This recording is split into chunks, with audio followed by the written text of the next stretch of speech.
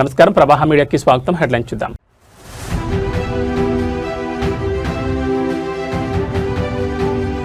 మానవత్వానికి నిదర్శనం, బ్రెయిన్ ట్యూమర్ను జయించిన బాలిక, కేటీఆర్కు కృతజ్ఞతలు.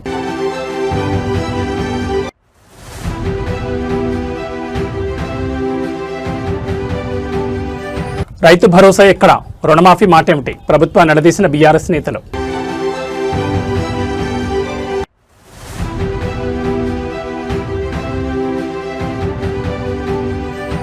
ఏపీ విద్యా వ్యవస్థలో నూతన అధ్యాయం, సింగపూర్ పయనమైన 37 మంది ప్రభుత్వ ఉపాధ్యాయులు.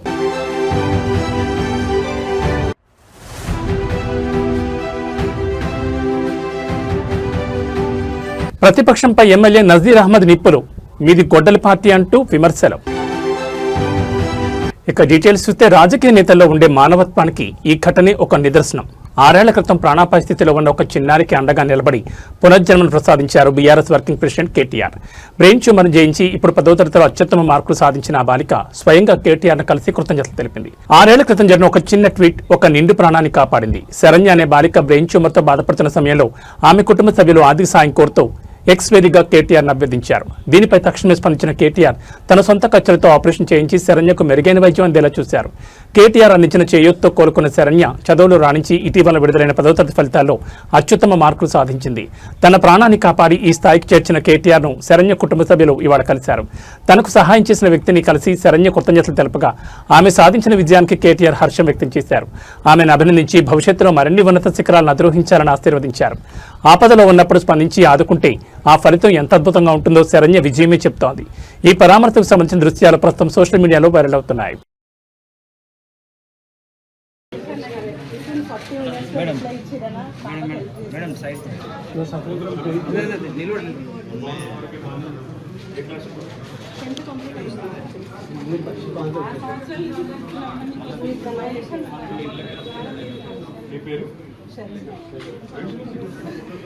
అన్న మహేష్ నిలబడి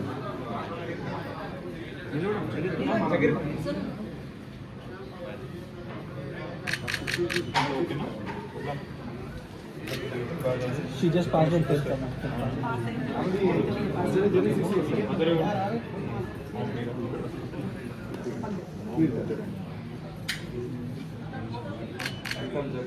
ఇంకా జర కొంచెం పక్కన.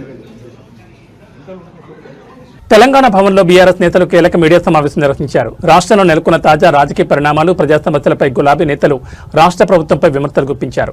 ప్రభుత్వ వైఫల్యాలను ఎండగట్టడంతో పాటు భవిష్యత్ కార్యాచరణను ప్రకటించారు. ఈ మీడియా సమావేశంలో బీఆర్ఎస్ ముఖ్య నేతలు పాల్గొని పలు సంచలన వ్యాఖ్యలు చేశారు. ఎన్నికల సమయంలో ఇచ్చిన హామీలను అమలు చేయడంలో కాంగ్రెస్ ప్రభుత్వం పూర్తిగా విఫలమైందని నేతలు మండిపడ్డారు. ప్రధానంగా రైతు భరోసా, రుణమాఫీ వంటి అంశాలపై స్పష్టత ఇవ్వాలని డిమాండ్ చేశారు. రాష్ట్రంలో శాంతి భద్రతలు క్షీణిస్తున్నాయని, రాజకీయ వేధింపులు పెరిగిపోతున్నాయని ఆరోపించారు. పార్టీ కార్యకర్తలపై అక్రమ కేసులు పెడితే చూస్తూ ఊరుకోమని హెచ్చరించారు.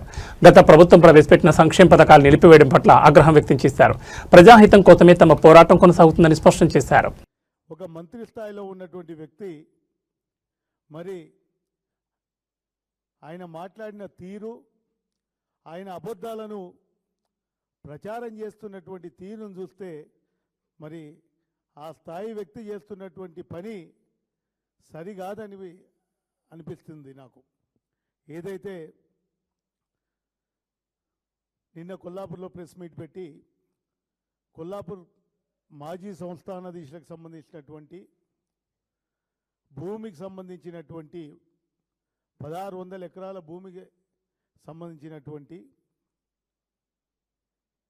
విషయంలో ఆయన ఏదో ఆ భూమిని నేను కాపాడినా అని చెప్తూ తన గొప్పలు చెప్పుకునే ప్రయత్నం చేసినారు. ఏదైతే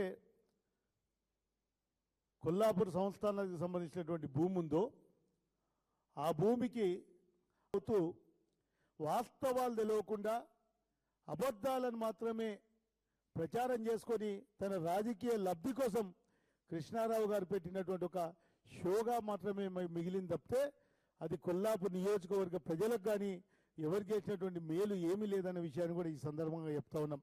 కాపాడింది బీఆర్ఎస్ పార్టీ, ఆనాడు ఉన్నటువంటి ప్రభుత్వం. మరి 2018 నుంచి 23 వరకు నేనే ఎమ్మెల్యే ఉన్నా. మరి అభ్యర్థులు పెట్టిన 2021లో మరి మా ప్రభుత్వాన్ని మేము నిజాయితీ పట్లం నీతి పట్లం కాబట్టే మేము ఆనాటి వెంటనే మా దృష్టికి వచ్చిన వెంటనే ఆపి దాన్ని నీవు ఉన్నప్పుడు వాళ్ళకి పాస్బుక్లు ఉండే మేము వాటిని ఏదైతే ఈ పాస్బుక్లు మిస్ అయినాయని చెప్పి ఆయన పెట్టుకున్న దాన్ని మేము ఒక వ్యక్తికి ల్యాండ్ సీలింగ్ యాక్ట్ ప్రకారం అంతా ఉండడానికి వీల్లేదు, ఇది తప్పు అని చెప్పి ఆనాడు ఉన్నటువంటి కలెక్టర్ గారికి ఆనాడు ఉన్న చీఫ్ సెక్రటరీ గారి దృష్టికి తీసుకుపోయి దీన్ని వెంటనే ఆపి ఇచ్చడం జరిగిందనే విషయాన్ని కూడా మరొకసారి గుర్తు చేస్తా ఉన్నాం. మా కనుక చిత్తశుద్ధి లేకపోతే చుట్టూ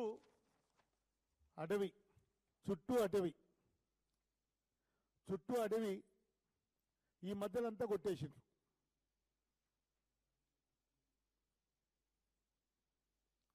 మరి దీని వెనుక ఉన్న ఎంత ధైర్యం ఉంటే టైగర్ రిజర్వ్ ఫారెస్ట్ లో పోయి వెనుక ఎవరి అండ చూసుకొని చెట్లు కొడతారు. నేను ఆనాటి డిఎఫ్ఓకి స్వయంగా మాట్లాడినా, నేను ఉండి కొల్లాపూర్లో ఏంటండి మంటలు వస్తూ ఉన్నాయి, ఆ పొగ ఏంటి డిఎఫ్ఓ గారు అంటే, సార్ నేను చూస్తానండి అన్నారు.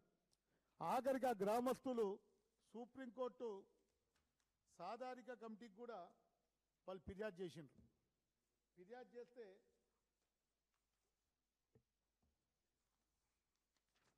సుప్రీంకోర్టు సాధారిక కమిటీకి ఫిర్యాదు చేస్తే వాళ్ళు copy of representation 79/2025 submitted by organic farming and animal protection association Narkal and submitted in request to take comments and forest department. ఏం చర్యలు తీసుకున్నారు, ఎంతమంది మీద కేసులు పెట్టినరు, అడవిని కాల్చిన వాళ్ళ మీద ఏం చర్యలు తీసుకున్నారు, వాళ్ళని చేసిన వాళ్ళని కాపాడుతున్నది ఎవరు, నీవు కాదా అని చెప్పి అడుగుతా ఉన్నా.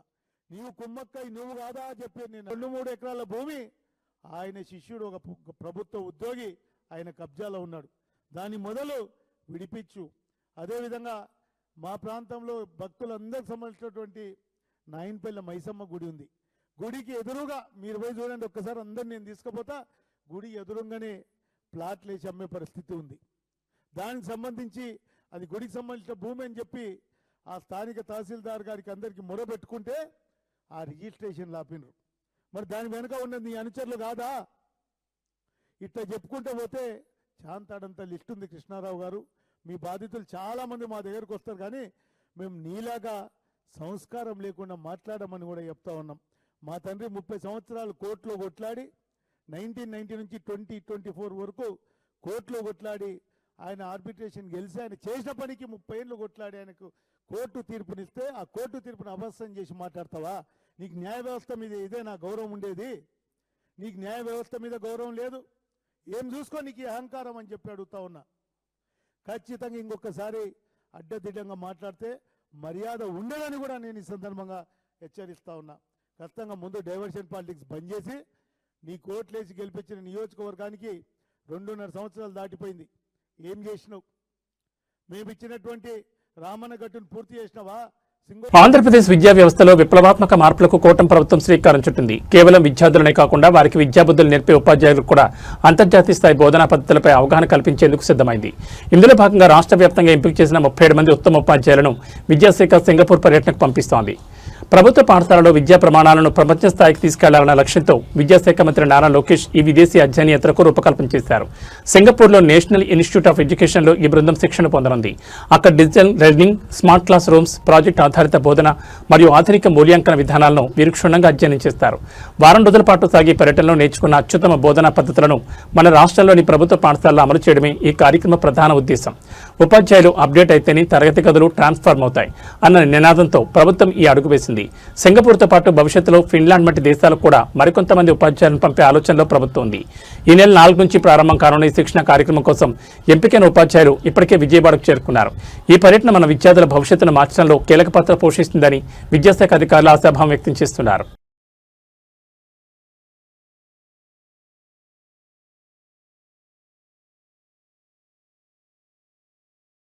తిరుమల శ్రీవారి లడ్డూ ప్రసాదానికి వాడే నెయ్యి కల్తీ వ్యవహారం మరోసారి రాష్ట్ర వ్యాప్తంగా సంచలనం రేపుతోంది. ఈ కుంభకోణంలో అప్పటి టీటీడీ చైర్మన్ వైవి సుబ్బారెడ్డి పాత్రపై తీవ్ర ఆరోపణలు వెల్లువెత్తున్నాయి. కల్తీ జరిగినట్లు స్పష్టమైన ఆధారాలున్నా దర్యాప్తు జరిపిన సిట్ ఆయనను నిందితుల జాబితాలో చేర్చకపోవడంపై పలు అనుమానాలు వ్యక్తమవుతున్నాయి. టీటీడీ నెయ్యి కొనుగోలు నిబంధనల సడలింపు నుంచి కల్తీ నివేదికలను తొక్కిపెట్టడం వరకు అన్నింట్లోనూ వైవీ సుబ్బారెడ్డి హస్తం ఉందనే వాదనలు వినిపిస్తున్నాయి. 2019లో అప్పటి ఈవో నెయ్యి కొనుగోలు నిబంధనలను కఠినతరం చేస్తే కేవలం 4 నెలలకే ప్రైవేట్ డైరీలకు మేలు చేసేలా వైవీ సుబ్బారెడ్డి ఆ నిబంధనలు సడలిస్తూ తీర్మానంపై సంతకం చేశారు. నెయ్యిలో కల్తీ జరిగిందని మైసూర్ సిఎఫ్టీఆర్ ల్యాబ్ నివేదిక ఇచ్చినా దానిని సుబ్బారెడ్డి తొక్కిపెట్టారనే ఆరోపణలు ఉన్నాయి. నివేదిక వచ్చిన తర్వాత కూడా బోలేబాబా డైరీ నుంచి 1,00,000 కిలోలకు పైగా నెయ్యి కొనుగోలు చేయడం వెనుక ఉన్న మర్మం ఏంటని భక్తులు ప్రశ్నిస్తున్నారు. సుబ్బారెడ్డికి అత్యంత సన్నిహితుడైన చిన్నప్పను అనే వ్యక్తి డైరీల నుంచి భారీగా లంచాలు డిమాండ్ చేశారని బోలేబాబా డైరీ డైరెక్టర్ ఫిర్యాదు చేసిన చైర్మన్ హోదాలో సుబ్బారెడ్డి దాన్ని పట్టించుకోలేదు. సుబ్బారెడ్డి దంపతుల బ్యాంక్ ఖాతాలను పరిశీలించాలని కోర్టును కోరిన సిట్ తీరా ఆ ఖాతాలను చూడకుండానే దర్యాప్తు ముగించడం విస్మయానికి గురిచేస్తోంది. కీలక సూత్రధారులను తప్పించేందుకు ఇలాంటి మొక్కుబడి దర్యాప్తు చేశారా అన్న అనుమానాలు వ్యక్తమవుతున్నాయి. తాజాగా విశ్రాంత ఐఏఎస్ అధికారి దినేష్ కుమార్ ఏకసభ్య కమిషన్ కూడా సుబ్బారెడ్డి బాధ్యతారహిత్యాన్ని ఎత్తి చూపింది. కోట్ల రూపాయల ఈ కుంభకోణంపై పూర్తి స్థాయిలో నిష్పాక్షిక దర్యాప్తు జరగాలని, అసలైన దోషులను శిక్షించాలని హిందూ ధార్మిక సంస్థలు డిమాండ్ చేస్తున్నాయి.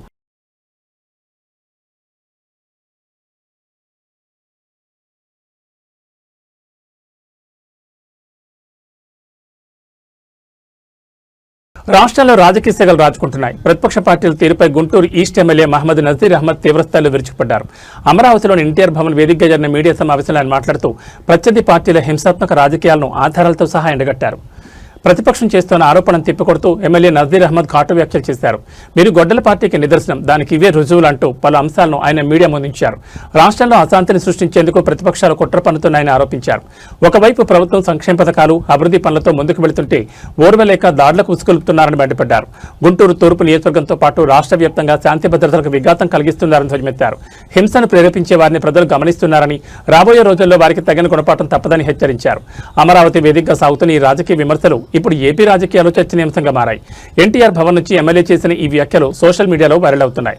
విపక్షాల విమర్శలకు ప్రతి విమర్శలతో అధికార పార్టీ నేతలు గట్టి కౌంటర్ ఇస్తుండటంతో రాజకీయ వాతావరణం మరింత వేడెక్కింది. అందరికీ నమస్కారం. ఆంధ్ర రాష్ట్ర ప్రజలను నమ్మించి ఒక్క అవకాశం పేరుతో ఆనాడు అధికారంలోకి వచ్చినటువంటి జగన్ రెడ్డి వైసీపీ పార్టీ ఈరోజు కేవలం 11 సీట్లకు పరిమితం చేయడానికి ఆంధ్ర రాష్ట్ర ప్రజలు ఆ నేత ఎవరైతే జగన్ రెడ్డి గారి గొడ్డలి సంస్కృతే కారణం అంటూ ఈరోజు చెప్పడంలో ఎటువంటి సందేహం లేదు.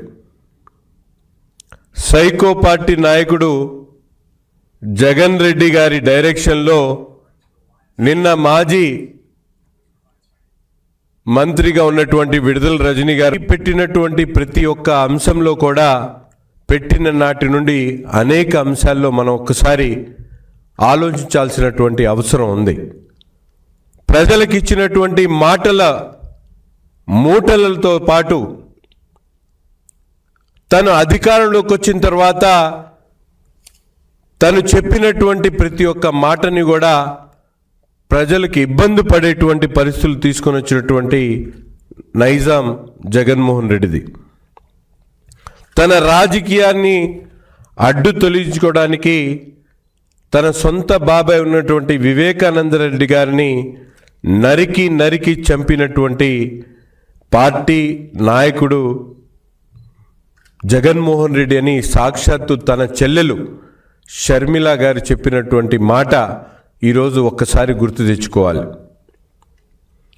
అక్రమ ఆస్తుల కోసం కడపలో పెద్ద దస్తగిరిని నరికి చంపినందుకు గొడ్డలి పార్టీ అనక ఏమనాలో ఒక్కసారి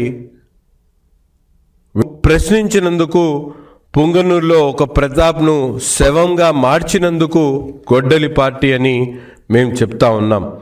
ఇటువంటి కిల్లింగ్ మైండ్ సెట్తో నిరంతరం కూడా అధికారంలో ఉన్నటువంటి 5 సంవత్సరాలు కాకుండా ఈరోజు కూడా ఫేక్ మీడియా ప్రచారంతో తన చేసినటువంటి తప్పుల్ని కప్పిపుచ్చుకునేటువంటి ప్రయత్నం చేస్తూ రప్పా అంటూ ఒక పార్టీకి సంబంధించినటువంటి నాయకుడిగా, మాజీ ముఖ్యమంత్రిగా తన హోదాను మర్చిపోయి ప్రజలను ఏ విధంగా ప్రజల ముందు మాట్లాడుతూ ఉన్నారో అటువంటి సంస్కృతి కోసమే మీ పార్టీని గొడ్డలి పార్టీ అని చెప్పి మేము చెప్తా ఉన్నాం.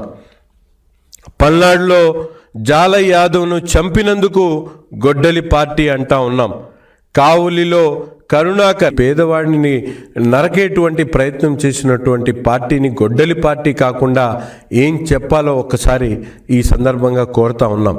అంతేకాకుండా 3,000 పెన్షన్ ఇస్తామని చెప్పి ఎన్నికల్లో వాగ్దానాలు చేసి 5 సంవత్సరాల పాటు 250 పెంచుకుంటూ పేదల పొట్టకొట్టినందుకు గొడ్డలి పార్టీ అని కూడా ఈ సందర్భంగా తెలియజేస్తా ఉన్నాం. మైనారిటీల పిల్లలు విద్యా హక్కును కాపాడాల్సింది పోయి వాళ్లను పూర్తిగా విద్యను అందించకుండా వాళ్ళందరినీ కూడా రోడ్డు మీద పడేసినందుకు గొడ్డలి పార్టీ అంటా ఉన్నాం. మైనారిటీల ఉద్యోగ అవకాశాలను పూర్తిగా తొంగలో తొక్కినందుకు ఆ గొడ్డలి పార్టీ అని కూడా ఈ సందర్భంగా మేము తెలియజేస్తా ఉన్నాం. ఇన్ని కుట్రలు కుతంత్రాలు చేస్తూ ఈరోజు అధికారం పోయిన తర్వాత కూడా తన బాబాయ్ హత్య కేసులో నిందితులుగా ఉన్నటువంటి 12 మందిని చంపినందుకు ఈరోజు రాష్ట్రంలోని చేనేత రంగానికి సంబంధించి కేంద్ర ప్రభుత్వ వైఖరిపై బీఆర్ఎస్ నేతలు మరోసారి నిప్పులు చెరిగారు. అవాస్తవాలతో విమర్శలు చేసే వారికి గౌటు కౌంటర్ ఇస్తూ అభివృద్ధి విషయంలో తమ ప్రభుత్వం చేసిన కృషిని గణాంకాలతో సహా వివరించారు. ముఖ్యంగా కాకతీయ మెగా టెక్స్టైల్ పార్క్ విషయంలో జరుగుతున్న ప్రచారాన్ని తిప్పికొట్టారు. సోషల్ మీడియా వేదికగా సాగుతున్న విమర్శలపై బీఆర్ఎస్ నేతలు తీవ్రంగా స్పందించారు. చేనేత వస్త్రాలపై కేంద్రం 5% జీఎస్టీ విధించడం నేతన్నల నడ్డివిరచమేనని, దీనిపై తాము మొదటి నుండి గళమెత్తూనే ఉన్నామని గుర్తు చేశారు. చేనేత కార్మికులపై అదనపు భారం మోపిన వారు అభివృద్ధి గురించి మాట్లాడడం విడ్డూరమని విమర్శించారు. కాకతీయ మెగా టెక్స్టైల్ పార్క్ విషయంలో బీఆర్ఎస్ హయాంలో జరిగిన అభివృద్ధి కళ్ల ముందే ఉందన్నారు. పీఎం మిత్ర పథకం కింద నిధులు కోరకముందే యంగోన్, కిటెక్స్ వంటి అంతర్జాతీయ కంపెనీలు బీఆర్ఎస్ హయాంలోనే కార్యకలాపాలు ప్రారంభించాయని స్పష్టం చేశారు. స్వయంగా కిటెక్స్ సీఈఓ జాకబ్ సాబ్ బీఆర్ఎస్ ప్రభుత్వం అందించిన ప్రోత్సాహం గురించి గతంలో చేసిన వ్యాఖ్యలను నేతలు ఉదాహరించారు. కేంద్ర పథకం ప్రవేశపెట్టినప్పుడు రాష్ట్రానికి రావాల్సిన వాటాను తాము హక్కుగా అడిగామని పేర్కొన్నారు.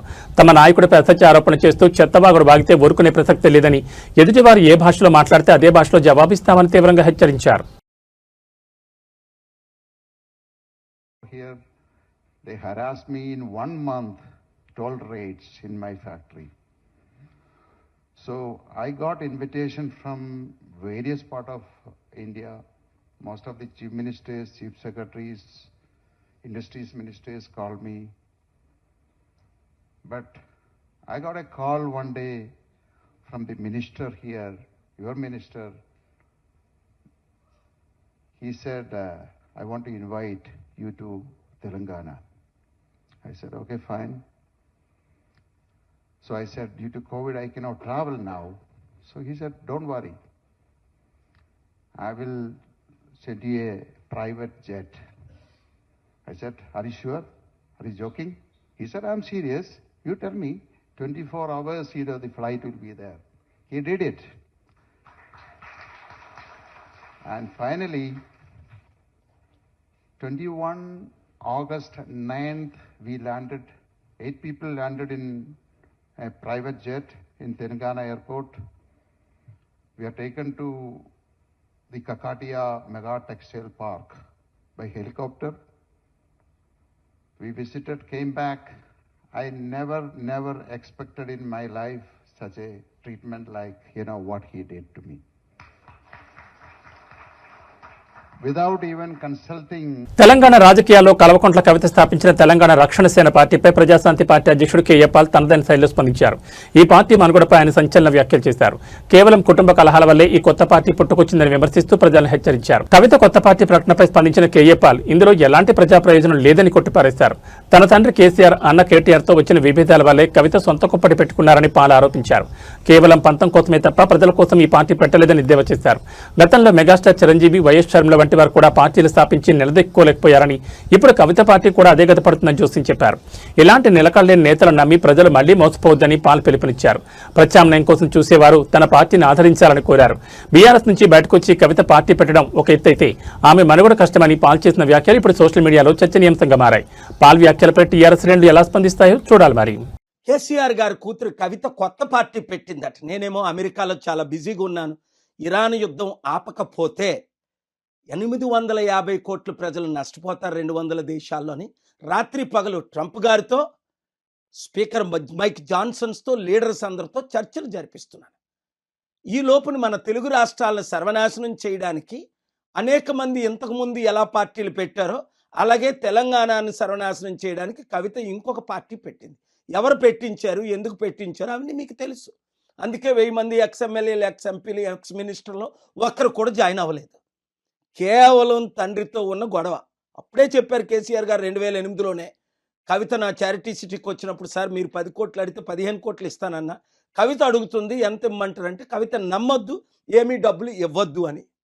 కేవలం అన్నతో ఉన్న గొడవలతో తండ్రి సెటిల్ చేయకపోతే లక్షల కోట్లు ఆస్తి కొరకు, ఎందుకంటే కేసీఆర్ గారు తెలంగాణ ఏర్పడినప్పుడు 1,40,000 కోట్లు మిగిలింది. ఆయన 10 సంవత్సరాలు వెళ్ళినప్పుడు 25 లక్షల కోట్లు దాదాపు బడ్జెట్. ఆ తర్వాత 8 లక్షల కోట్లు అప్పు. అంటే 33 ప్లస్ దాదాపు 35 లక్షల కోట్లు. ఎన్ని లక్షల కోట్లు మిగిలింది? తనకి ఎన్ని లక్షల కోట్లు ఇవ్వాలి? నాకెందుకు సీఎం పోస్ట్ ఇవ్వరు, నా దగ్గర 1000 కోట్లు ఉన్నాయి, నేను ఖర్చు పెడతాను అని ఇప్పుడు కోట్ల రూపాయలు ఖర్చు పెట్టి ఫ్రంట్ పేజీలో న్యూస్లో వేయించుకొని మన బీసీ, అంటే నేను బీసీగా మాట్లాడుతున్నాను, మన కాపులు, నేను కాపుగా మాట్లాడుతున్నాను, ఎస్సీ మన ఎస్సీ, ఎందుకంటే నేను ఎస్సీ దళితుల అమ్మాయిని పెళ్లి చేసుకున్నాను కనుక కులాలకు, మతాలకు, ప్రాంతాలకు అతీతంగా నేను సేవ చేశాను. కాబట్టి మనల్ని మోసం చేయడానికి మరలా కవితని దించారు. 80 సంవత్సరాలు మన బీసీల్లో ఒక్కడు ముఖ్యమంత్రి అయ్యాడా? 60% ఉన్నాం. మన కాపుల్లో ఒక్కడిని ముఖ్యమంత్రి చేశారా? 27% ఉన్నాం. మన దళితులు కానీ, ఎస్టీలు కానీ, ముస్లింలు కానీ, క్రిస్టియన్స్ని కానీ ఒక్కరిని 5 సంవత్సరాలు ముఖ్యమంత్రి చేశారా? ఇప్పుడున్న పార్టీలు 12 మంది రెడ్లు అయ్యారే. 3% ఉన్న వాళ్ళు 3 అయ్యారే. మనల్ని అవ్వనెవరు? వాళ్ళదే దోచుకోవడం, దాచుకోవడం, ఖర్చు పెట్టడం. అందుకే కవిత 1000 కోట్లు దోచుకున్నది, 1000 కోట్లు దాచుకున్నది, లక్షల కోట్లు సంపాదించడానికి తండ్రితో ఫైట్ చేసి, శర్మిల ఏ విధంగా అన్నతో జగన్తో ఫైట్ చేసి, అప్పుడే చెప్పాను శర్మిల పార్టీ ఫైట్ కొరకే, సక్సెస్ అవ్వదు, క్లోజ్ అయిపోద్ది. పవన్ కళ్యాణ్ టీడీపీ బీజేపీలో కలిసిపోతాడు. చిరంజీవి కంప్లీట్గా కాంగ్రెస్ పెట్టిన పార్టీ కాంగ్రెస్లో విలీనం అవుతాడని 2008లో నేను చెప్పలేదా? 2011లో ఆయన విలీనం అయిపోలేదా ఎంపీ తీసుకొని? ఇంకెన్నిసార్లు మోసపోతారు? మంచి వారికి అవకాశం ఇవ్వలేదా కోదండరాం లాంటి వాళ్ళకి? కనుక ఈ పవన్ అన్న ప్లీజ్ కాపాడండి అన్న, నన్ను చంపేస్తారన్న అంటూ మస్కట్ దేశం నుంచి ఒక ఆడబిడ్డ రోధిస్తున్న దృశ్యాలు ఇప్పుడు ప్రతి ఒక్కరిని కలిచివేస్తున్నాయి. పొట్టకోటి కోసం విదేశం వెళితే అక్కడ యజమాని పెడుతున్న నరకయాతన భరించలేక తనను రక్షించాలని ఏపీ ఉప ముఖ్యమంత్రి పవన్ కళ్యాణ్ వేడుకుంటూ అన్నమయ్య జిల్లాకు చెందిన మహిళ పంపిన సెల్ఫీ వీడియో వైరల్ అవుతోంది. అన్నమయ్య జిల్లాకు చెందిన ఒక మహిళ ఉపాధి కోసం మస్కట్ వెళ్ళగా అక్కడ ఆమెకు బానిస బతుకెదురైంది. మస్కట్లోని యజమాని తనను ఒక గదిలో బంధించి నిత్యం కొడుతున్నాడని ఆ మహిళ కంటతడి పెట్టుకుంది. కనీసం తినడానికి అన్నం, తాగడానికి నీళ్లు కూడా ఇవ్వకుండా నరకం చూపిస్తున్నాడని ఆవేదన వ్యక్తం చేసింది. తనకు ఎవరూ లేరని, పవన్ కళ్యాణ్ గారే పెద్దన్నగా స్పందించి తనను ఈ నరకం నుంచి బయటపడేయాలని ఆమె సెల్ఫీ వీడియోలో ప్రాధాయపడింది. తనకేమైనా జరిగితే తన 3 బిడ్డలు అనాథలవుతారని, వారిని చూసుకోవడానికి ఎవరూ ఉండరని సదరు మహిళ వెక్కి ఏడ్చింది. ప్రస్తుతం ఈ వీడియో సోషల్ మీడియాలో విపరీతంగా షేర్ అవుతోంది. ప్రభుత్వం స్పందించి విదేశీ వ్యవహారాల శాఖతో మాట్లాడి ఆమెను సురక్షితంగా స్వదేశానికి తీసుకురావాలని బాధితుల కుటుంబ సభ్యులు మరియు గ్రామస్తులు కోరుతున్నారు. నన్ను కాపాడండి. నా పేరు షానాజ్, మాది ఊరు వైపాడు, లొకేషన్ నన్ను కాపాడండి. పవన్ కళ్యాణ్ అన్న నన్ను కాపాడండి అన్న, మీ కాలు కొట్టుకుంటాను. వీడు రోజు కొట్టే పని, కొట్టి పెడతానని భయపడి బాత్రూంలోకి వచ్చి వీడియో చేసి పెడతానన్నా. నన్ను కాపాడండి అన్న, మీ కాలు పట్టుకుంటాను, చంపేసినట్టుకుంటాడు. ప్లీజ్ అన్న, పవన్ కళ్యాణ్ అన్న కాపాడండి. నేను ఇట్లా మస్కట్లోకి వచ్చి ఇరుక్కునేసినానన్నా, నన్ను కాపాడండి అన్నా.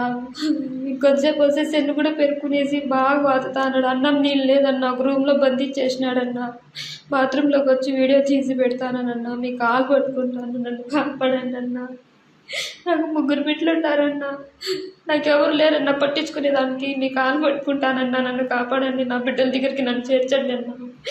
ప్లీజ్ అన్నా, నాకు భయం ఎత్తుకుంటాను, మీ కాలు పట్టుకుంటాను. నాకు ఫిట్స్ కూడా వస్తానన్నా వీడు కొట్టే దెబ్బలకి. మీ కాలు పట్టుకుంటాను, నన్ను కాపాడండి అన్నా. లేకపోతే నేను చచ్చిపోయినట్టుకున్నానన్నా. నాకు 3 బిడ్డలు ఉన్నారు, ప్లీజ్ అన్నా. కరీంనగర్ నగరం ఒక్కసారిగా తుపాకీ శబ్దాలతో దద్దరిల్లింది. నడి రోడ్డుపై ఉన్న ప్రముఖ జ్యువెలరీ షాప్లో దుండగులు తెగబడ్డారు. సినిమా ఫక్కీలు తుపాకీలతో చొరబడి అడ్డు వచ్చిన వారిపై కాల్పులు జరిపి భారీ దోపిడీకి పాల్పడ్డారు. ఈ ఘటనతో జిల్లా వ్యాప్తంగా హై అలర్ట్ ప్రకటించారు పోలీసులు. కరీంనగర్ జ్యోతినగర్లోని పీఎంజే జ్యువెలరీ షాప్ లక్ష్యంగా ఈ దోపిడీ జరిగింది. 5 సభ్యులతో కూడిన ముఠా ముఖాలకు మాస్కులు ధరించి ఆయుధాలతో షాపులోకి ప్రవేశించారు. లోపలికి రాగానే సిబ్బందిని బెదిరించి తమ అధీనంలోకి తీసుకున్నారు. దోపిడీని అడ్డుకునేందుకు ప్రయత్నించిన 3 సిబ్బందిపై దుండగులు ఏమాత్రం కనికరం లేకుండా కాల్పులు జరిపారు. బుల్లెట్ గాయాలైన సిబ్బంది రక్తపు మడుగులో కుప్పకూలారు. కాల్పుల అనంతరం షాపులో ఉన్న కిలోల కొద్దీ బంగారం, ఆభరణాలు మరియు విలువైన వజ్రాలను బ్యాగులో నింపుకుని దుండగులు పరారయ్యారు. దోపిడీ చేసిన సొత్తు విలువ కోట్లలో ఉంటుందని అంచనా వేస్తున్నారు. సమాచారం అందుకున్న వెంటనే కమిషనర్ సహా ఉన్నతాధికారులు ఘటనా స్థలానికి చేరుకున్నారు. క్షతగాత్రులను తక్షణమే ఆసుపత్రికి తరలించారు. నగరం బయటకు వెళ్తే అన్ని దారులు మూసివేసి నాకాబందీ చేపట్టారు.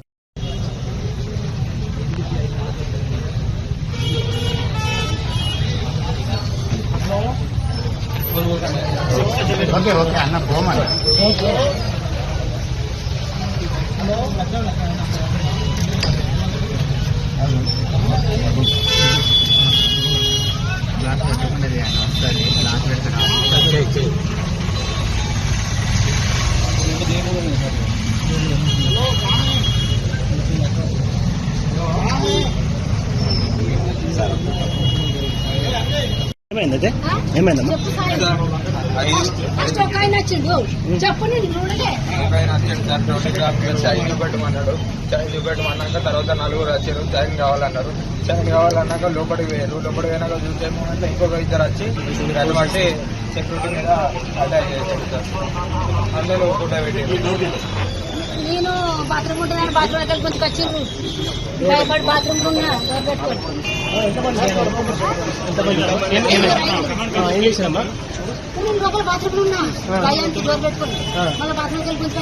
యాదాద్రి భువనగిరి జిల్లా ఆలేరులో నిర్వహించిన ప్రజాపాలన కార్యక్రమం రణరంగంగా మారింది. స్వపక్ష ఎమ్మెల్సీ తీన్మార్ మల్లన్నపై కాంగ్రెస్ కార్యకర్తలు దాడికి ప్రయత్నించడం కలకలం రేపింది.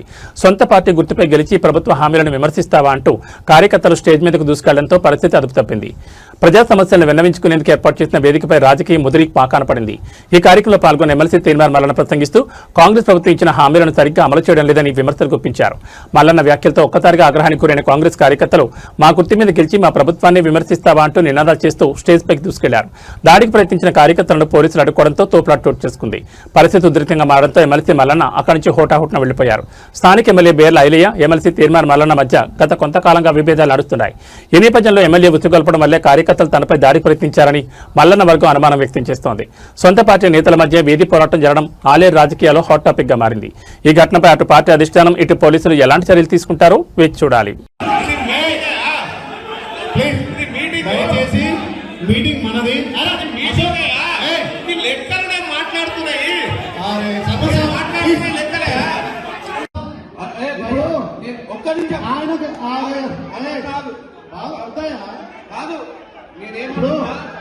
ఈ ప్రోగ్రాం మనది, ప్రభుత్వాన్ని. మీరు దయచేసి ఆయన మాట్లాడనివ్వండి. ఆయన మన సలహాలు సూచనలు ఇస్తాడు. అశోక్ ఇదే తీసుకోండి, ఆయన తీసుకోండి ప్లీజ్. మాట్లాడినయ్యా, మాట్లాడదాం, మనం సమాధానం చెప్తాము. ప్లీజ్ దయచేసి మన సమావేశము ఇప్పుడు ఒక్క నిమిషం దయచేసి ఎమ్మెల్సీ ఒక్క నిమిషం ఆగే మల్లన్న, ఆగే. మన మల్లన్న గారికి ఆయన రానే చెప్తుండు, వచ్చి మర్చిపోతున్నాడు. అంటే 20% రాలేదు, 80% అని ఆయన మాట్లాడుతున్నాడు.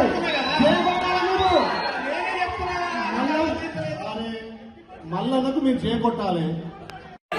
బాబు బాబు నేను సూచన ఏం మాట్లాడాలనేది నేను మాట్లాడుతున్నా.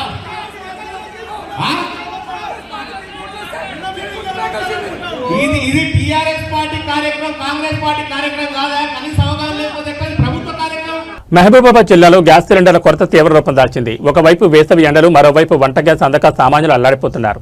నర్సింహులపేట మండలంలో గ్యాస్ కోసం వినియోగదారులు పడుతున్న అవస్థలు వర్ణాతీతంగా మారాయి. రోజుల తరబడి నిరీక్షిస్తున్న సిలిండర్లు అందకపోవడంతో ఆగ్రహించిన జనం జాతీయ రహదారిపై ధర్నాకు దిగారు. గ్యాస్ సిలిండర్ల పంపిణీలో జరుగుతున్న జాప్యం వినియోగదారుల సహనాన్ని పరీక్షిస్తోంది. సిలిండర్ కోసం నర్సింహులపేట మండల కేంద్రంలోని గ్యాస్ ఏజెన్సీ వద్ద వినియోగదారులు అర్ధరాత్రి నుంచే క్యూ కడుతున్నారు. తెల్లవారుజామున కూడా తమ వంతు వస్తుందో రాదో అన్న భయంతో ఏజెన్సీ ఎదుటే పక్కలు వేసుకుని నిద్రపోతున్న పరిస్థితి నెలకొంది. గ్యాస్ బుక్ చేసి ఎన్నో రోజులు గడుస్తున్నా డెలివరీ ఇవ్వడం లేదని, అడిగితే ఏజెన్సీ నిర్వాహకులు పొంతనలేని సమాధానాలు చెప్తున్నారని బాధితులు ఆరోపిస్తున్నారు. ఏజెన్సీ తీరుపై మండిపడ్డ వినియోగదారులు ఖాళీ సిలిండర్లను జాతీయ రహదారిపై ఉంచి నిరసన చేపట్టారు. దీంతో అటు ఖమ్మం ఇటు మహబూబాబాద్ వైపు వెళ్లే వాహనాలు కిలోమీటర్ల మేర నిలిచిపోయాయి. అధికారులు వెంటనే జోక్యం చేసుకుని గ్యాస్ కొరతను తీర్చాలని, బుక్ చేసిన వారందరికీ తక్షణమే సిలిండర్లు సరఫరా చేయాలని డిమాండ్ చేస్తున్నారు. సమాచారం అందుకున్న పోలీసులు మరియు రెవెన్యూ అధికారులు ఘటనా స్థలాలను చేరుకుని వినియోగదారులతో చర్చలు జరుపుతున్నారు. గ్యాస్ సరఫరాను పునరుద్ధరిస్తామని హామీ ఇవ్వడంతో ఆందోళనకారులు శాంతించే ప్రయత్నం చేస్తున్నారు. మరి ఏజెన్సీ నిర్వాహకులపై అధికారులు ఎలాంటి చర్యలు తీసుకుంటారో వేచి చూడాలి.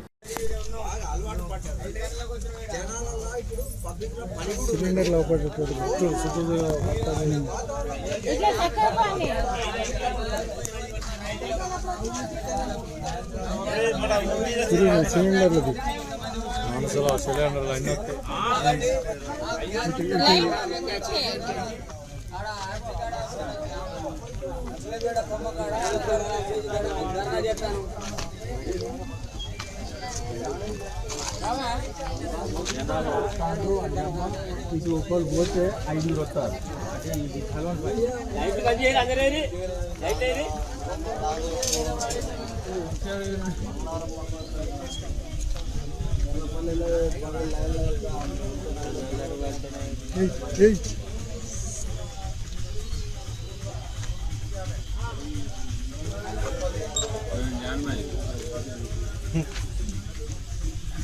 కలెక్టర్కి పెడతారు.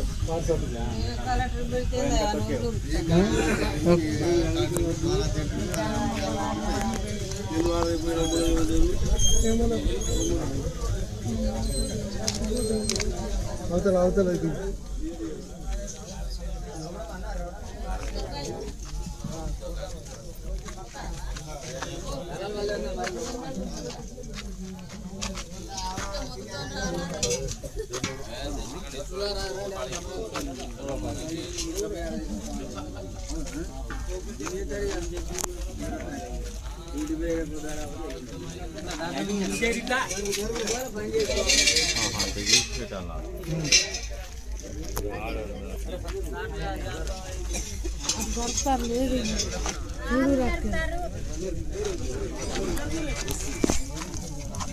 జరగ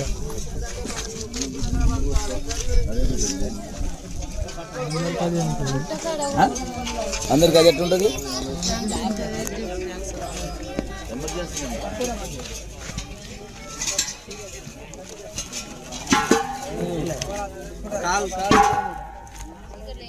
మాట్లాడకుండా చెప్పుర్రా బాబు, మాకు ఇక్కడ గ్యాస్ దొరకలేదు. 5 గంటలకు వచ్చును, సాయంత్రం 5 గంటలకు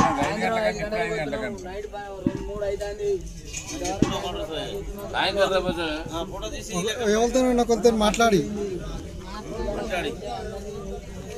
బంగారం సామాన్యుడికి కేవలం ఆభరణం మాత్రమే కాదు, ఆపదలో ఆదుకునే అతిపెద్ద ఆస్తి. అయితే మారుతున్న భౌగోళిక రాజకీయ పరిస్థితులు, రికార్డు స్థాయికి చేరుతున్న ధరల నేపథ్యంలో భారతీయుల కొనుగోలు దృక్పథం మారుతోంది. ఇప్పుడు ప్రజల ఆభరణాల కంటే పెట్టుబడి రూపంలో బంగారం వైపు ఎక్కువగా మొగ్గు చూపుతున్నారు. తాజాగా KRH రేటింగ్స్ విడుదల చేసిన నివేదిక ఆసక్తికర విషయాలు వెల్లడించింది. ఇప్పుడు ప్రపంచవ్యాప్తంగా నెలకొన్న అనిశ్చితి మధ్య పసిడి పెట్టుబడులు సరికొత్త రికార్డులను సృష్టిస్తున్నాయి. గతంలో మన దేశంలో బంగారం కొనుగోలులో పెట్టుబడుల వాటా 30% ఉండగా 2025 నాటికి అది ఏకంగా 40% పెరిగింది. మిగిలిన 60 నుండి 70% మాత్రమే ఆభరణాల రంగానికి వెళ్తోంది. ప్రజలు ఇప్పుడు కేవలం ఫిజికల్ గోల్డ్ మాత్రమే కాకుండా డిజిటల్ పద్ధతిలో పెట్టుబడులు పెడుతున్నారు. ముఖ్యంగా పసిడి ETFల ద్వారా ఏకంగా 37.5 టన్నుల బంగారానికి సరిపడా పెట్టుబడులు వచ్చాయి. ఇది గత 10 ఏళ్ల మొత్తం పెట్టుబడి కంటే కూడా ఎక్కువ కావడం విశేషం. ధరలు ఆకాశాన్ని తాకడంతో వినియోగదారులు తమ కొనుగోలు పద్ధతిని మార్చుకున్నారు. బరువైన ఆభరణాల కంటే తేలికపాటి తక్కువ క్యారెట్ల నగలకు ప్రాధాన్యత ఇస్తున్నారు. దీంతో పరిమాణం పరంగా అమ్మకాలు 15% తగ్గినప్పటికీ విలువ పరంగా మాత్రం ఆభరణాల గిరాకీ 10% పెరిగి 4.8 లక్షల కోట్లకు చేరింది. 2026లో కూడా బంగారం ధరలు అధిక శ్రేణిలోనే కొనసాగే అవకాశం ఉందని KRH డైరెక్టర్ అఖిల్ గోయల్ విశ్లేషించారు. 2026-27 ఆర్థిక సంవత్సరంలోనూ పెట్టుబడుల గిరాకీ 35 నుండి 40% వరకు కొనసాగవచ్చని ఈ నివేదిక అంచనా వేస్తోంది. పసిడి ధరలు ఎంత పెరిగినా భారతీయులకు దానిపై ఉన్న నమ్మకం మాత్రం ఇంచు కూడా తగ్గలేదని ఈ నివేదిక స్పష్టం చేస్తోంది.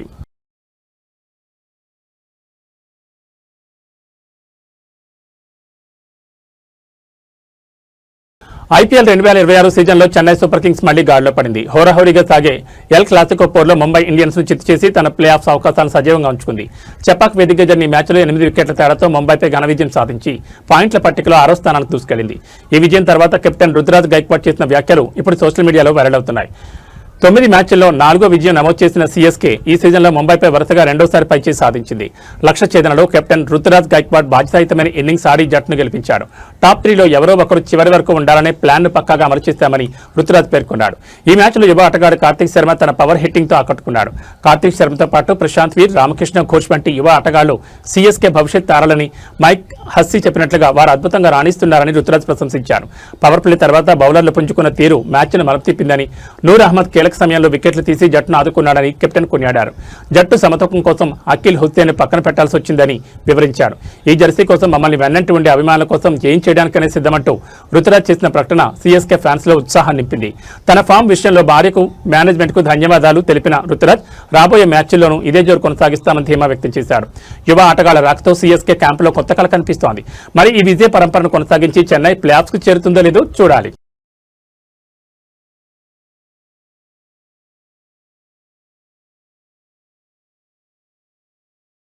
ప్రపంచ చలనచిత్ర రంగంలో అత్యంత ప్రతిష్టాత్మకమైన ఆస్కార్ అవార్డుల నిబంధనలో కీలక మార్పులు చోటు చేసుకున్నాయి. 2027 అకాడమీ పురస్కారాల కోసం సరికొత్త గైడ్ లైన్స్ ను అకాడమీ ప్రకటించింది.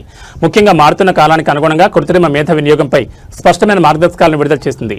మరోవైపు ఒక ఆస్కార్ విజేతకు విమానాశ్రయంలో వింత అనుభవం ఎదురైంది. సినిమా రంగంలో ఏఐ ప్రవేశాన్ని గుర్తిస్తూనే మానవ మేధస్సుకి అకాడమీ అగ్రతాంగుమలో ఇచ్చింది. స్క్రిప్ట్లు, నటనలు, ఏఐ వినియోగాన్ని అకాడమీ నియంత్రించింది. ఏఐ సాయంతో రాసిన కథలను రైటింగ్ విభాగంలో అనుమతించబోమని, అలాగే నటీనటుల ప్రదర్శనలో ఏఐ మార్పులు చేస్తే వాటిని పరిగణలోకి తీసుకోబోమని స్పష్టం చేసింది. సృజనాత్మకతను మనిషే కేంద్రంగా ఉండాలని అకాడమీ అధ్యక్షుడు లినెట్ హోవెల్ టేలర్ వెల్లడించారు. ఒక దేశం నుంచి ఇప్పుడు 1 కంటే ఎక్కువ సినిమాల నామినేషన్లకు అర్హత సాధించవచ్చు. అలాగే అంతర్జాతీయ కేటగిరీలో ఇచ్చే ట్రోఫీపై దేశం పేరుతో పాటు దర్శకుడి పేరును కూడా ముద్రించనున్నారు. కొత్త రూల్స్ ప్రకారం ఒకే నటుడు ఒకే జాబితాలో 2 వేర్వేరు సినిమాలకు నామినేట్ అయ్యే అరుదైన అవకాశాన్ని కల్పించారు. ఇక అవార్డు గెలుచుకున్న ఆనందం కాసేపైనా ఉండకముందే Russian film maker Pasha Talankin కు విమానాశ్రయం సెక్యూరిటీ చిక్కులు చూపించారు. Mister nobody against Putin డాక్యుమెంటరీకి ఆస్కార్ అందుకున్న పాషా న్యూయార్క్ ఎయిర్పోర్ట్ లో తనిఖీలకు గురయ్యారు. సెక్యూరిటీ సిబ్బంది ఆయన దగ్గర ఉన్న ఆస్కార్ విగ్రహాన్ని ఆయుధంగా భావించి విమానం లోపలికి అనుమతించలేదు. విధి లేక ఆయన అవార్డును కార్గోలో పంపగా అది కాస్త గమ్యస్థానంలో కనిపించకుండా పోయింది. అయితే 2 రోజుల తర్వాత అవార్డు దొరికిందని లుఫ్తాన్సా ఎయిర్లైన్స్ ప్రకటించి ఆయనకు క్షమాపణ చెప్పింది. వచ్చే ఏడాది మార్చి 14న లాస్ ఏంజల్స్ లో జరగబోయే 99వ ఆస్కార్ వేడుకల్లో ఈ కొత్త నిబంధనలు అమలుకు రానున్నాయి. ఏదేమైనా సాంకేతికత ఎంత పెరిగినా మనిషి సృజనాత్మకతకు సాట్లేదని అకాడమీ తీసుకున్న నిర్ణయంపై సినీ వర్గాల్లో ప్రశంసలు వ్యక్తమవుతున్నాయి.